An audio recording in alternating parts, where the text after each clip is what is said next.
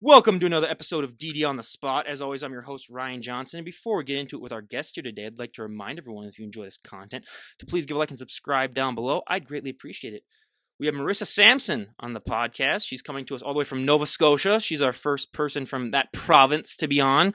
Fun fact, everyone, she is 2 hours ahead of me. That is the first guest that I've ever had that is 2 hours ahead in the time zones. Normally we talk to the Eastern people where it's an hour ahead, but yeah, she's a bikini/wellness competitor. She's a mom of two. She's a jack of all trades, basically. And she's on here to share her health and fitness journey with us and yeah, just discuss all things health and fitness. But most importantly, she's our current guest. Marissa, thank you so much for coming on. Thank you for having me. I'm honored to be here. This is my very first podcast.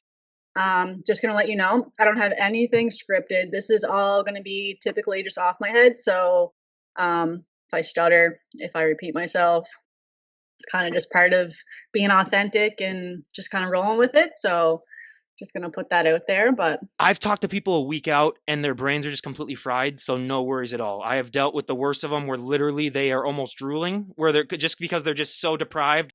So yeah, no worries at all. You will never be as bad as the worst guest that I've had on, and I'm not even going to mention their name, but like that was a bad one. That's a high bar to really follow. But just to get things started, why don't you just first off give us your backstory on what inspired and motivated you to adapt this lifestyle and how it led to where you're at right now? um, okay, well, just a heads up, my story is it's not your typical story. It's different and it's a little lengthy if I do get Take as into it. much time as you want. I was just gonna say if I go into too much depth here, just cut me off. I do have some caffeine in my system, so probably won't shut up, but that's all part of it. So yeah, you introduced me. My name is Marissa Sampson. I'm from Nova Scotia. I'm from a little island called Cape Breton. Um, Around here, there's not much of a bodybuilding scene. I do a lot of traveling um, to kind of put me in the areas with other people who are into bodybuilding, just so I can be surrounded by like-minded people. But the real reason why I got into it, I guess there's two reasons. The number one would be my health, and the second would be my childhood upbringing. I kind of tie together, but to get into it, I was diagnosed with rheumatoid arthritis when I was 2 weeks old. Doctors basically said that I was probably born with it. And throughout my entire life, I've been on very strong medications. I've been on cancer medications, for example. Like I can name a few of them: Humira, methotrexate, Celebrex, Enbrel.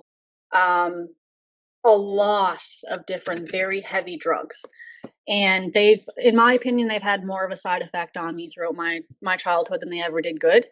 But as a child, I felt so restricted and I felt so controlled by this disease, and I absolutely hated that I had no control over my life. I was pumping, I remember being a kid taking almost 15 pills a day.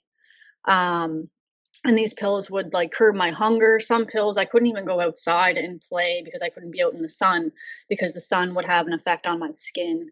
Um, and it made my bones very fragile. I remember my mom being afraid to send me out with like my friends because she thought I was going to get hurt. I used to have to go around with like casts on as a kid. I was made fun of really bad for it. Um, but when I was 8 years old, I got put in foster care. My mother had dealt with a lot of issues with herself and she wasn't able to take care of me, especially with my health condition. So when I got put in foster care, I was bumped around like crazy. I was in different homes, all over the place. Foster care here in Nova Scotia is very overwhelming. There's not many homes here available, especially when you get kind of put into care at an older age. They don't want older kids.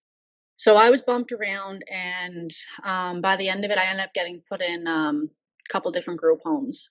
And I was surrounded by some kids that I seen going down the wrong path that I really just did not want to. Not that I didn't want to associate with them, because I can't say that, because there's some kids that I've met in those group homes that will always have a part, like a place in my heart. I've lost people in the group home that I grew up with. I've seen some things that kids should never see, but I've always told myself that your mind is like your tool. It's either you're a victim or you're a warrior. You can either, like, there's no in between. And I made a promise to myself as a kid, but as soon as I am able to take control of my life, I'm controlling my life, no adult. Um, so when I was 15, I got put into independent living. I was taken to the group homes because they were getting very filled up and they needed to send some kids into independent living, kind of free some space. So I was one of the kids that was eligible. So I was basically thrown out on my own and I had all these health conditions. Um, I was basically given an ultimatum. I was told the medication that I was on was so strong that the government did not cover it. And it was like $1,300. It was Humira. And I was like, that's more than my rent. Like, I'm just a kid and I need to try to either balance these bills and my medical costs or live. Like, it was very, very hard. And I was young. I tried going into culinary because I was like, I need to learn how to like cook and stuff. But then culinary got really hard on my joints and everything, my arthritis. My hands started to seize up, and I was like, I can't be peeling potatoes all day. Like, this isn't a career for me. But I did gain a lot of knowledge from that, and that's kind of what struck my interest in um, nutrition. That's the word I'm trying to spit out here. And yeah, so I was like, I'm at the end rope. The doctor basically told me, he was like, listen, we've put you through every medication that we can. The medication that's working for you right now, it's not covered, and I know you can't afford it. So your only other option is Remicade. If you know what Remicade is, it's an IV that you have to get hooked up at the hospital every 2 weeks, and you're up there for hours. Um, to me, that was like a dead end. I was like, I'm 16, 17 years old, and you're telling me like that I've gone through everything. I was like, this is horrible. And I refused to believe it. I was like, no, there has to be another way. So I looked into nutrition and exercise, and I got into the gym. I remember going to my social worker and being like, "Can you please pay for a gym membership for me? Like, I just really want a gym membership. Like, I want to be able to just get in and then have some movement and do things on my own." And it was kind of hard. I had to get my doctors to like say it was part of like my medical plan and all this to get them to cover it, and they did. But I remember walking into the gym and I seen a picture up on the gym, and it was Amanda Styles. She was on stage, and she I think she won her class, but it was a picture of her in her suit, and she just looked so strong and so confident.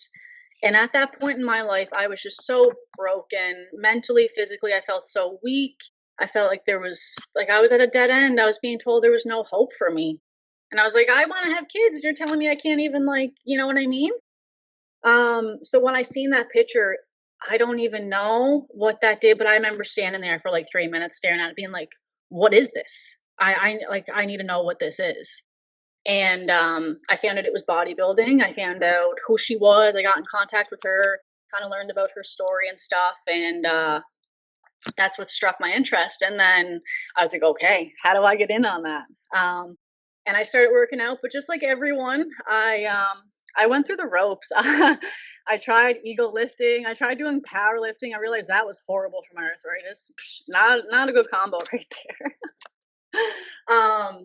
So I learned a lot in the first few years. My first year competing, I was 19. I got up on stage. I didn't have a posing coach. I didn't have a prep coach. I was going based off my own knowledge. I was such a rookie. And I got there and I got backstage and I seen all these girls that I was up against. And I went, oh, did I ever just get humbled real quick before I even got on stage? I was like, it's not even that I don't compare to these women. These women have years worth of muscle growth on me. It's not even like anything else. It's not posing, not like your hair, makeup. It's they put so much more of years worth of work in. And I was just like, if this is something I want to pursue and do, then I know that it's going to take years to get to what I visualize myself as. Um, so that competition, I placed, I think eighth out of like 30 or 40 women, which was still really good for my first show. I was pretty happy on that. But I left with so much knowledge, being like, wow, like this really put things into perspective with this sport and how much dedication and how much work actually needs to go into it if I want to get to the level that I see myself as. But I will be very honest, since the moment I seen that picture of Amanda in the gym, it was so easy for me to visualize myself on stage. And I believe that like we have visualizations for a reason and they come to us for a reason. Every single person can visualize things differently because those are your visions. So I held on to that. Like I'm a firm believer in the law of attraction and that your mind attracts what you want. And yeah, when I visualized that and I seen it so clearly, I was like, I know that I can see that for a reason. But then life happened and I became a mom. I fell for a guy. Life happens. And I end up having my two girls. So I have a 6-year old and a 3-year old. And they were my blessing in disguise. They really helped me um, realize my life and the goals that I wanted and the meaning behind my life. Like I felt like before I became a mom, I just had no purpose. And I was very depressed, and especially just with my health condition and everything going on, and just being on my own and really being isolated. But then when I became a mom, it definitely changed my perspective and gave me more of a purpose and more of a drive and dedication to take care of my health. And after I had my second child, I was like, no, I need to get back into the gym. At this point, I had gained a bunch of weight. My arthritis was starting to get bad again. I knew that if I didn't start to do something, I was going to have to go back on medication. And I really didn't want that.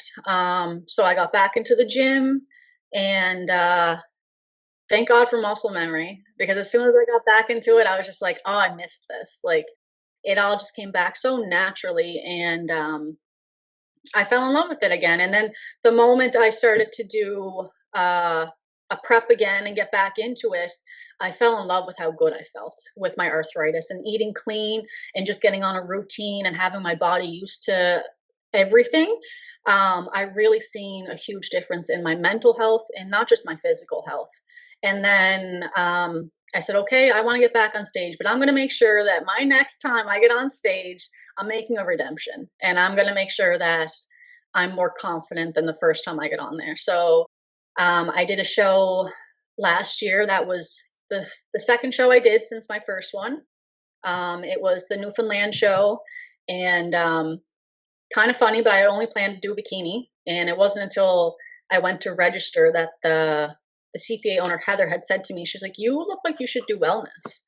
And I was like, I don't know wellness. Like wellness is so new to me. I was like, I'm a bikini competitor. Like that's just what I know. And she was like, well, we have girls here that could show you. Like it would be very easy for you. You already have the body. Like do it. You'll get twice as much stage presence. You'll get twice as much feedback. Like if you're here to trying to get back into things, that's a perfect opportunity. And I was like, I have the owner telling me this. Like I probably shouldn't say no. So I was like, screw it. Okay. So I signed up for wellness, and she had pulled one of the girls over that she knew was in wellness too, and asked her to kind of go over the routine with me after our seminar.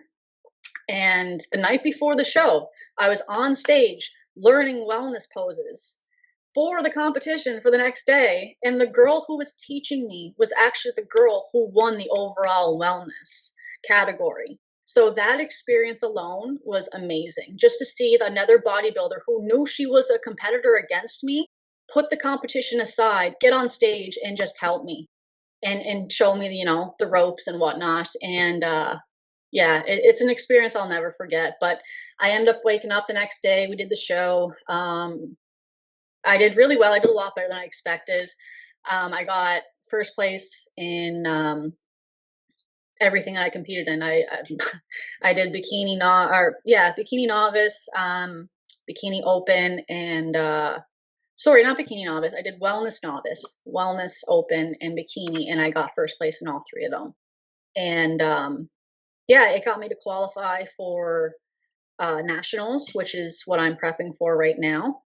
But when I left that day, I had met with my coach, and it was the first time I met with my coach face to face. And he just told me, he was like, you have so much potential.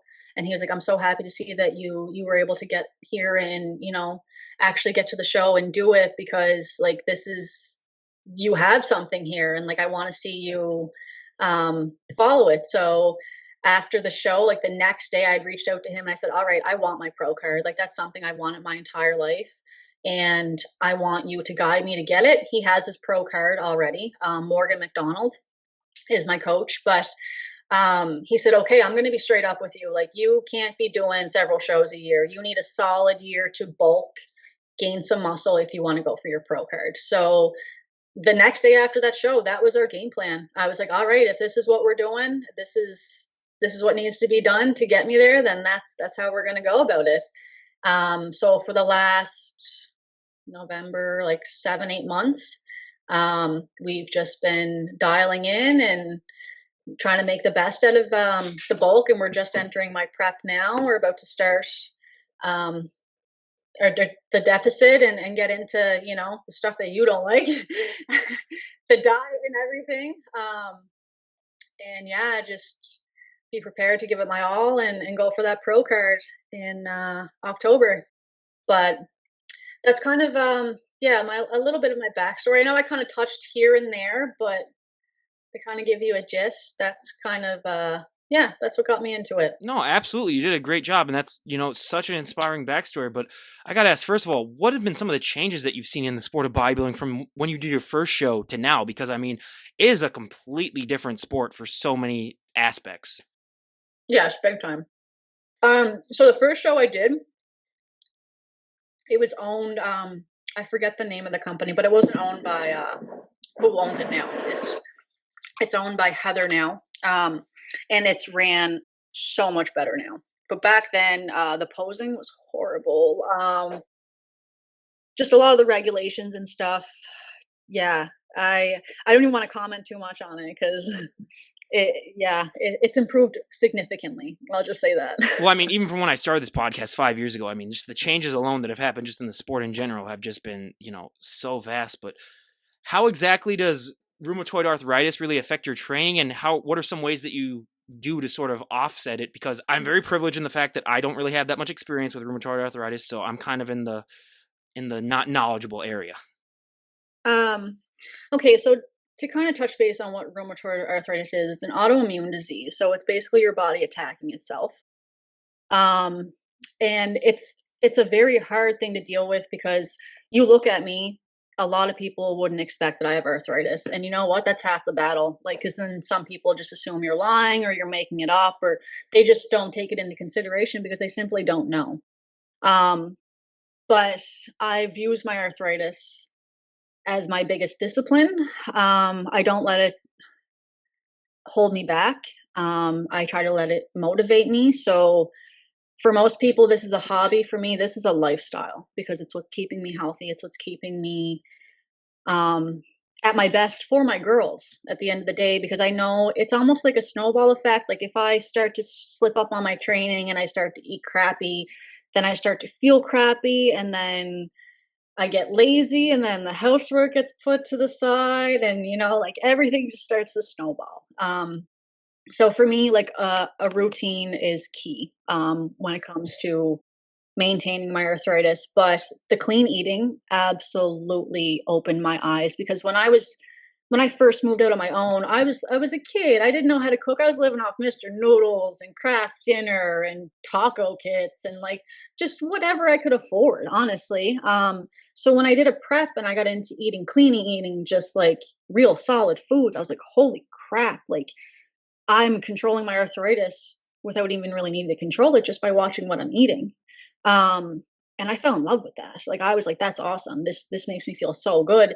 And then I started to feel good. I started to look better. And I was like, that's just a bonus. I said, because inside, that's what I'm doing it for, is how I feel on the inside. But I want people to hear my story and just be more open-minded to knowing that you don't necessarily need medication to fix yourself. Like your body can produce its own antibodies and all the things that our body lacks. Our body's fully capable of developing, but a lot of it is in our mindset. So I don't know if I got a little off track there with your Oh, question. no worries at all. No, the mind is the most powerful thing, and you're actually leading me perfectly into my next question, which is, I mean, what have been some of the mental changes that have happened into this lifestyle? Because as much as people like to talk about the physical changes, those mental changes are 100 times more impactful and they'll last much longer. Absolutely. Um, First off, it helped me build my self-esteem. It helped me build my confidence. I've been put through a lot in my life through children, like through foster care and um, not having any. So I don't want to say self-worth, but in a sense, yes. Like when you grow up not having much of a support system and you are your only support system, you don't really value yourself very much. So you tolerate a lot that you shouldn't tolerate. And it takes a long time to understand your own worth and your own value. And um, bodybuilding definitely helped me get through that. Um, Anytime I had a rough day or I was going through a rough time in my life, um, the gym was always my go-to. Like I knew that if I just got to the gym, if I just got my ass in the door and started working out, I was going to leave in a better mood, or I was going to leave with a little bit more clarity, or just a little bit more calmness to handle the situation that I was dealing with. Um, and people are, oh, she's addicted. She's so full of herself. She just only cares about how she looks. I'm like, no, like you have no idea. I go in the gym, I take my glasses off, I put my headphones on. I'm in there sweating like crazy. I don't care how I look. If I look good while I'm doing it, that's a bonus. But at the end of the day, that's not why I'm in there. So I guess I kind of stand out in that sense because there's a lot of women that just go for pictures and like do this and do that. Um, I do it too, mind you, but that's not why I'm there. um, but yeah, it's definitely bodybuilding has helped me mentally way more than it ever did physically. The physical aspect is just a bonus, in my opinion. Um, and I feel like if more people actually got into not necessarily bodybuilding, but just the gym, they would understand that and they would see how much of an improvement they would have mentally before they even have it physically.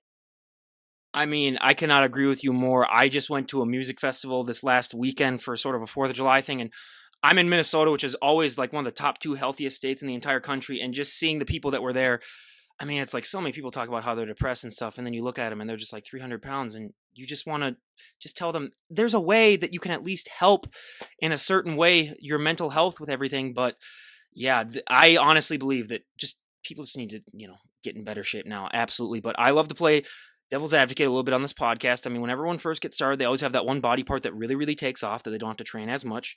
And they have that one body part that just drags behind it. They have to train to oblivion.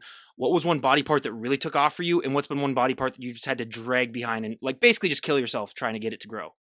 Um, okay, so this is kind of a funny answer, but I guess I've always had good genetics. And I've always played basketball and stuff growing up. So my lower half was a little bit more developed than my upper half. So I would say my glutes and my legs and stuff were more of a strong point for me. But my upper body, like I was a twig. But like most girls, we only think to train legs and butt. That's it. They don't think to train upper body. But when you get into bodybuilding, you realize that you need the proportion and it's all about being symmetrical. And in order to do that, you have to have the upper body build as well. Um, so I started training upper body, realized how weak I was. Um, I seen a girl do like 10 pull-ups one day and I was like, wow. I was like, that was so badass. I need to be able to do that. So that kind of sparked something in me and I started practicing that. Now I can do them no problem. I can do like push-ups no problem. Um, but yeah, so upper body was definitely a hard point for me. It was very hard to gain some muscle and some size to my upper body. Um, but protein intake is key, absolutely key, especially for women, to gain some muscle. And but at the same time, my lower body, even though that might have been one of my strong suits, it's also my hardest body part to lose fat from. My notice my last show, my last prep, I was doing cardio like crazy, and my upper body was shredded. My core, everything came in so nice, but then like my glutes and my legs just would not tighten and tone, and it drove me nuts. I was like, I just want those tie-ins, like just want to be able to see them. So they, as much as it is like, one of my, how can I say it, better points, it's also one of my weaknesses too, because, you still need to be able to do the conditioning to show off those muscles. Um, so I'm excited to see how this prep goes and how my cardio goes and everything. And I'm getting those tie-ins. They're coming this year.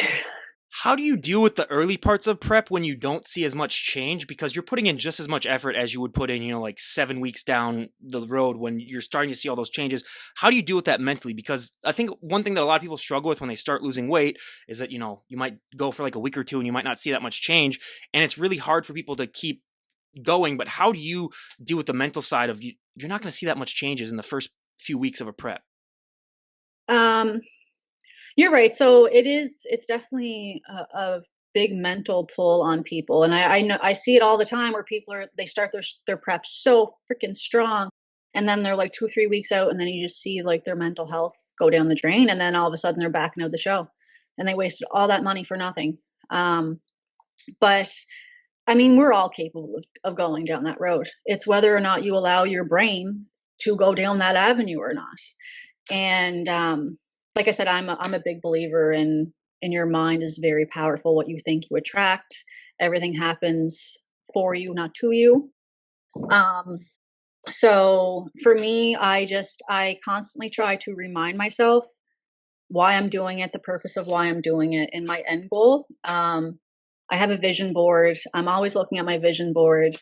I also have a folder on my phone, which I just recently started doing, but this has helped me significantly. I have a lot of people in the community that have reached out to me that are inspired by my story and that are just supporting me for going for my pro card because there's not many people around here that are this dedicated to this. Um, and I've been telling myself like my purpose is a lot bigger than just my pro card. My purpose is my story and to get that out there. So this journey is bigger than me. So that right there is my motivation to keep going. But I do have, sorry, I got a little sidetracked there. But the No, no folder that I worries. is it's my motivation on days that like I know my mental health isn't the greatest. So when people reach out to me and they send me messages saying like, "Oh, I'm so proud of you," like you inspire me. I'm a mom. Like I'm just getting like I just became a mom and like I look at your profile all the time or like other foster people like reaching out to me being like you were such an inspiration to me or people with autoimmune diseases. I screenshot them and I put them in a folder and I will open that folder. Sometimes I open that folder 5, 6 times a day just to go through it and remind myself why I'm doing this. And that helps significantly. Like I can't even explain how much that has helped in such a short period of time. If there's one thing I can say to other people that might be listening to that, um, that's something I definitely recommend doing because it can make a huge difference. It can make and break your prep for sure. How do you deal with the fact that like you're not an average looking woman? If you were to walk out, dressed the way you are right now, you are going to draw people's attention. It's like being a mini celebrity, especially as you're getting closer to a show. I mean, it's just human nature when they see something that's not of the normal to just maybe just be fascinated by a little bit more, maybe stare a little bit more. How do you deal with that? I'm going to be honest. That's something that I'm currently dealing with now. It can be hard, especially if you're in a relationship. Um, Having other people drawn to you on social media or just in public can trigger other people's insecurities and stuff like that. And it's I don't know how to explain it. I do deal with it. I take it as a compliment. Sometimes people are like, "Holy crap, the arms on you," or like you should go eat a burger, or like comments like that. And I'm like, if you knew how much I eat in a run of a day, if you knew how much I actually weighed, like you'd probably be very surprised.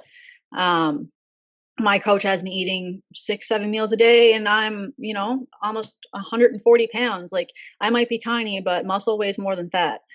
Um, but it's all in how you perceive it and how you want to take it. And I tell myself, people wouldn't be drawn to me and wouldn't be giving me the time of day if I didn't stand out for a reason or if it wasn't in a good way.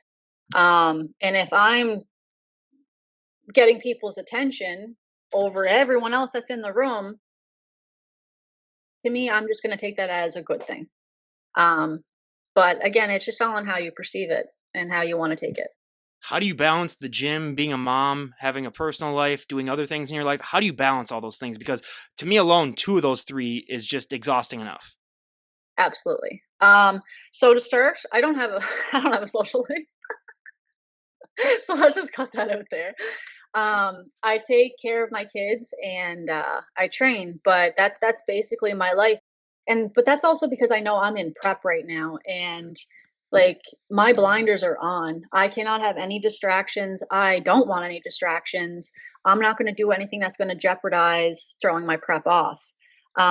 So right now routine is key for me. I wake up, I get my meals ready, I get the girls ready, I send them off, I go to work, I do my thing, I get my cardio done, my work done, girls come home, spend my time with them, get them to bed, do my prep, whatever else that needs to get done.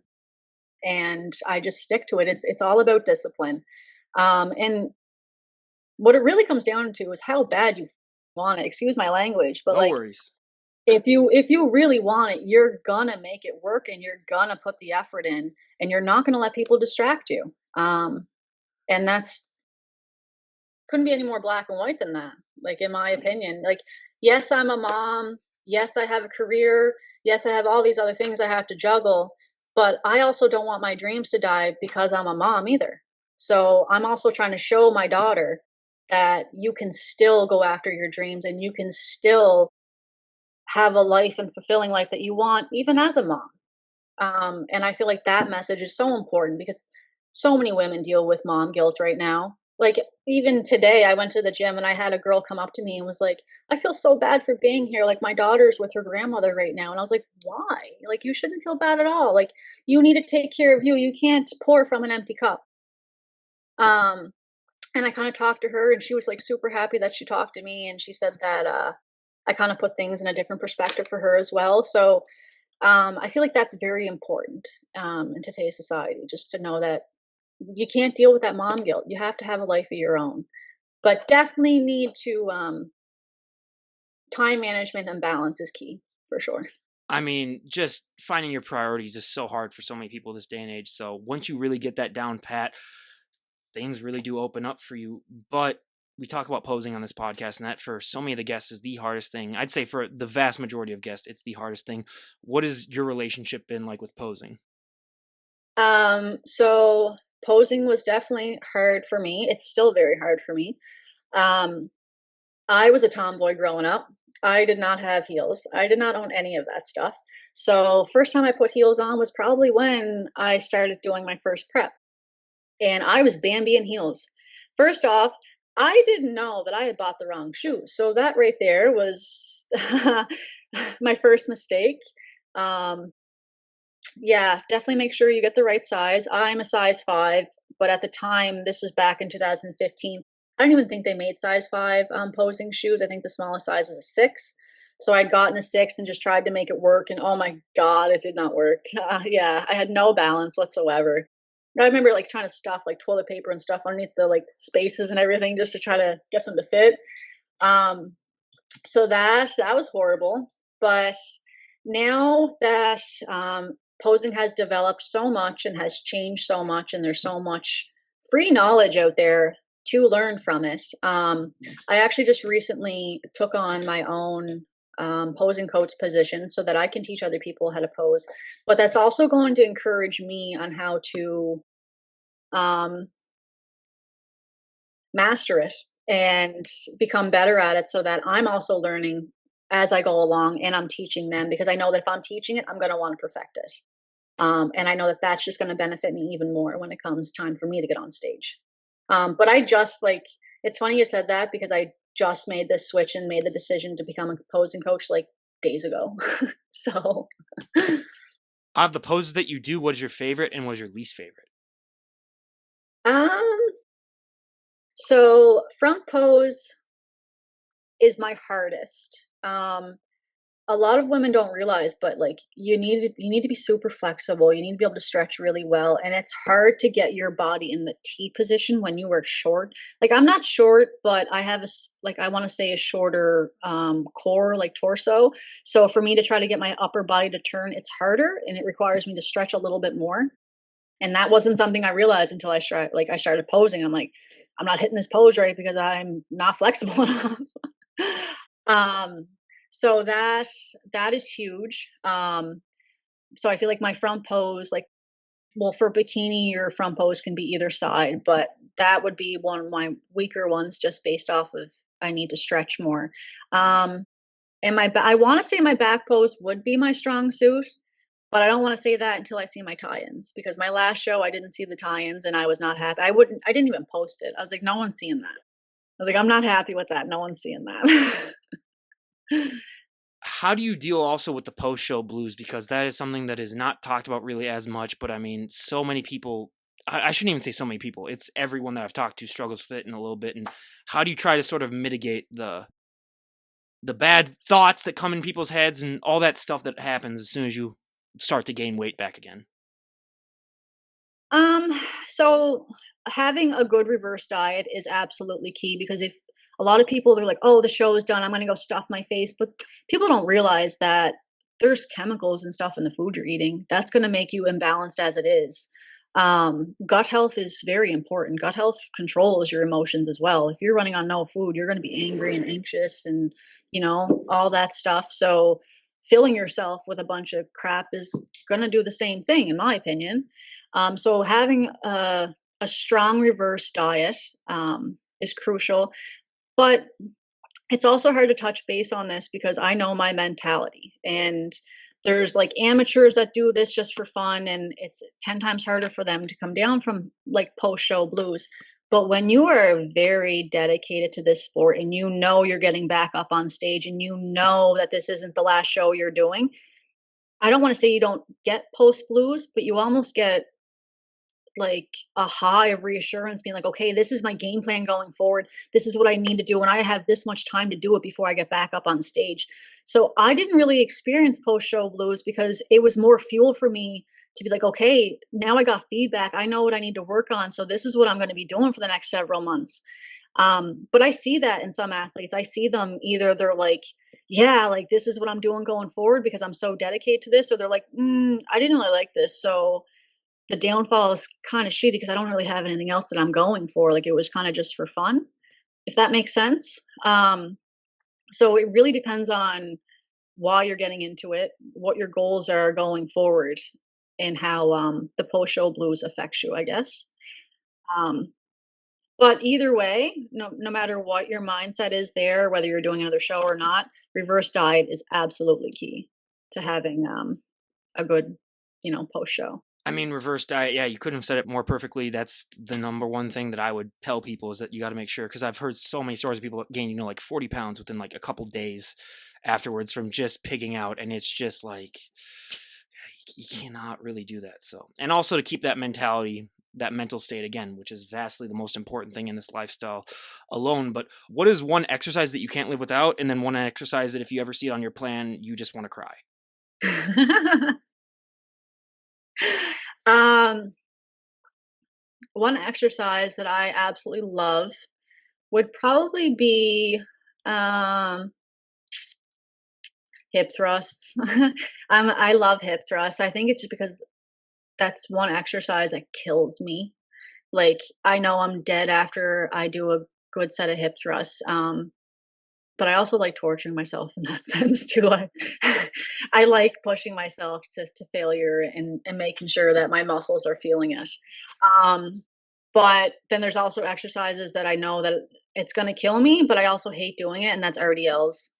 Not a big fan of RDLs or Bulgarians. Oof, don't like them. Not a fan of them. Um, they're death death by Bulgarians for sure. I mean, for me, it's one that I don't know if any of my guests have ever said. I honestly don't think, but it was just specifically because I was a baseball pitcher. It's those stupid where you have like maybe even just like a 5 or 10 pound weight just on a string, and then you do the rows with your forearms.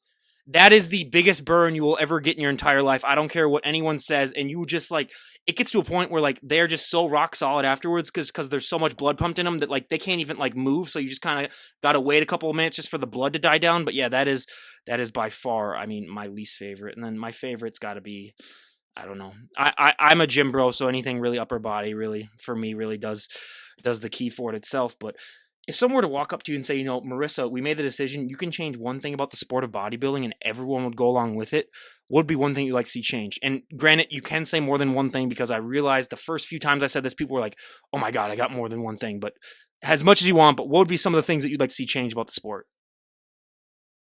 Um, that's a hard question because to be honest, I love the sport so much. I don't know if there's anything I really would change. I would like to see maybe more people getting involved with it, more people kind of spreading awareness on it and Prize like money. oh yeah, well there's that too. No, there's that. You hit that one there. When it comes to like competitions and the shows, yeah, but like overall as a community, I find the community great when it comes to supporting one another, especially on Instagram and stuff. I see a lot of other people supporting, prep journeys and everything like that. So that's nice. But uh as for like the competitions, yeah, they could definitely use some more prize money for sure. Oh, yeah, absolutely. That is the biggest thing.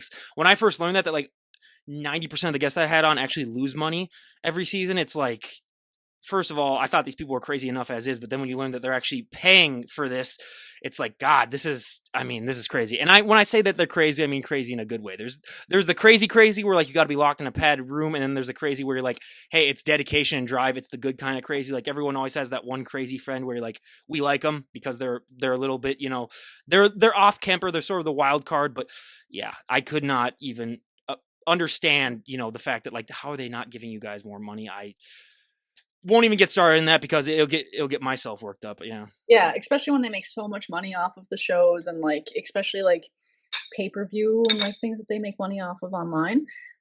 It is a little I was always wondering myself, how do they make so much money? And then I went to my first show and I saw how much it costs to get in, and I'm like, oh, okay, I understand now.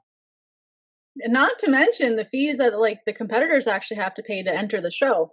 Um, so yeah, that alone will just tell you how dedicated the people who are going into it are dedicated just to the sport itself and the love for the sport itself because it's obviously not about the money. Yeah. Um, I don't care how much I have to spend to get my pro card. My pro card is something that's I've envisioned that I've wanted since I was a little girl, and it's something that I know it's not a matter if I will get it, it's when I will get it. So you can't put a dollar price on that. Absolutely. And well, speaking of that, when we do have you on in a year, I'd love to talk to you in a year and just see what you've been up to. Where would you like to be at in your bodybuilding? Where would you like to be at in your overall life? Overall, where would you like to be in a year? Um, I have a very good feeling about this year. I turn 29 next month, and I don't. I turned 29 in 2 weeks, so yeah. Oh, wow! Happy early birthday! Thank you. You as well. Um, but I don't know why. I've always had this feeling that before I turned 30, that I was like something big was going to happen to me. Um, and I have a really good feeling about this year. I feel like my bodybuilding career will pick off this year. Um, but I'm hoping to, when you speak to me in a year, I hope to have my pro card. I hope to have, I'd say at least 50 clients under my belt. That might be a little far fetched, but I'll put it out there. And yeah, what else can I say? Just that I think that the pro card and just having a little bit more recognition, maybe having my page grow a little bit more on social media. But yeah, that's kind of the goal for the next year. But I feel like there might be things that happen to me that I just don't know yet. I don't know. That's the good part about life. I mean, if everyone has everything planned, I don't understand those people because it's like you never know. I mean, you could get into a car wreck tomorrow. You could do something. I mean, it's like the absurdity and the coincidences of life are always my favorite thing. Like especially when I'm talking to people who end up maybe like growing up next to someone that I live next to in my state, even though they're like 3 states away, and you're like, okay, that's really weird. So just the weird intricacies. See, that's my blooper for the day. Intricacies. I'm not even gonna try to say it. I'm not gonna try that. The intricacies. So everyone, yeah, that's my blooper for the day. But yeah, it's just all that weird stuff I will say that happens in life. That's how I will end up phrasing it. But yeah, I mean, everyone, go and follow Marissa on her Instagram page. I highly recommend it. I'll leave a link down below. And is there anyone that you'd like to give a shout out to before we wrap things up? Um, my coach. I know he'll probably watch this. And yeah, I'll give him a shout out because honestly, I wouldn't be here, and I wouldn't have the confidence if it wasn't for him, and I wouldn't be doing this prep if it wasn't for him. So shout out to Morgan McDonald for believing in me. Yeah, I mean, it's all it takes is a little bit of a support system, really. I mean, I've talked to people that don't have any, and it's just so much harder for them. But yeah, shout out to all the people behind the scenes. I always say that too because they are the unsung heroes. But again, everyone go and give Marissa a follow. You will get inspired to get off that couch and stop eating all those Twinkies, but hey, it's a price that you got to pay. But again, Marissa, I cannot thank you enough for coming on and sharing your story. It was an absolute delight to talk to you. Thank you so much, Ryan. Thank you for picking me, and this was so nice. It was very laid back, felt very natural. I was a little worried because, like I said, this was my very first podcast, so I wasn't sure how it was going to go. But you made me feel very comfortable. So thank you for that. That is the best compliment I ever get because yeah, that's for me. And honestly, like yeah, I talk so much that whenever I always laugh just a tiny bit whenever a guest says, "Oh, I'm so nervous, I haven't done this." I was like, I talk so much that you could really say nothing, and then that's fine. So that's one of the qualities I think you need to have. Is just you need to have a guy that just needs to get his 50,000 words out of the day, otherwise his brain's gonna explode. Which it's I qualify for that. But yeah, I really appreciate that because that's honestly my number one concern on this podcast. Like I want to make the guest feel as comfortable and laid back as possible. The vibe I always try to go for is just two friends going out for drinks, basically. That's about it. But again, yeah, I really appreciate that. And third time, everyone, go and check her out. Leave a link down below. And this is Ryan Johnson, DD on the spot, signing off. Have a great day, everyone.